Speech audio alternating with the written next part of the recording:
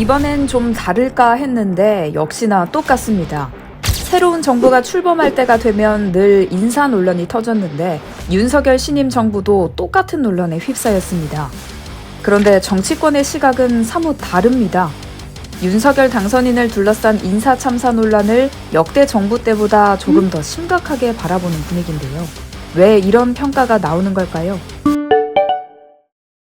논란에 휩싸인 윤 당선인 1기 내각 후보자들의 명단부터 살펴보겠습니다. 가장 핫한 인물은 단연 정호영 보건복지부 장관 후보자입니다. 정 후보자 자녀들의 경북대 의대 편입 과정에서의 이른바 아빠 찬스 의혹은 모든 정치권 이슈를 덮어버릴 정도입니다. 아빠 찬스 논란 이외에도 아들의 병역 판정 논란, 정 후보자 본인의 농지법 위반 등도 있습니다. 정 후보자는 직접 기자회견을 열어 의혹을 모두 부인했지만 논란은 더 커지는 분위기입니다. 이뿐만 아닙니다. 김인철 교육부 장관 후보자는 한국외대 총장 시절 학생들을 향한 막말 논란으로 여론의 문매를 맡고 있고, 이상민 행정안전부 장관 후보자는 자녀 위장 전입 의혹과 아들의 취업 특혜 의혹을 받고 있습니다. 이외에도 수많은 후보들이 다양한 의혹에 휩싸이면서 줄줄이 낙마 리스트에 올랐습니다.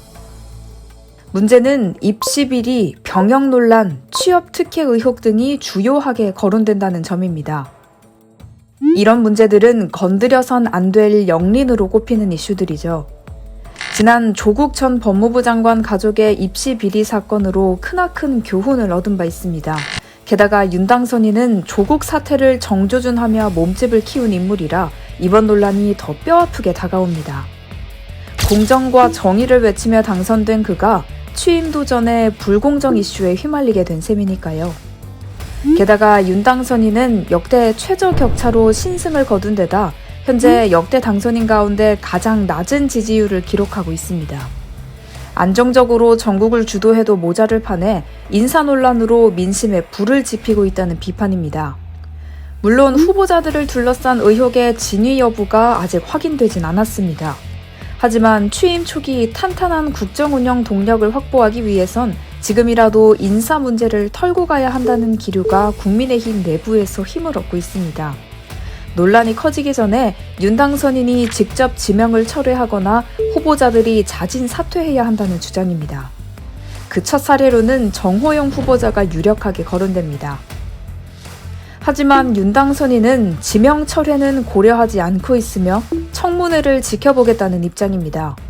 정 후보자가 결백을 주장하고 있으니 청문회에서 사실관계를 가리겠다는 취지입니다. 동시에 모든 이슈를 뒤덮고 있는 정 후보자를 일종의 방패막이로 활용해서 다른 후보자를 둘러싼 논란을 희석시키려 한다는 분석도 나옵니다. 다만 이렇게 윤 당선인이 거취 결정을 미루는 모습이 좋은 전략인지에 대해선 평가가 엇갈립니다. 그 사이 여론이 얼마나 더 악화하게 될지 장담할 수 없을 뿐더러 정 후보자를 안고 가는 모습으로 비춰진다면 민주당에게 공격의 빌미를 제공하게 되기 때문입니다. 특히 청문회 전국이 끝나고 나면 6일 지방선거가 정말 코앞으로 다가옵니다. 대선 연장 전격으로 평가받는 지방선거에서 여론의 우위를 점하기 위해서라도 인사를 둘러싼 민주당의 공격 수위는 거세질 걸로 보이는데요. 이 때문에 일각에선 정 후보자가 스스로 적절한 시기에 사퇴할 수 있다는 전망도 나옵니다. 격동의 인사청문회 전국 어떻게 마무리될지 시사저널TV가 끝까지 취재하겠습니다.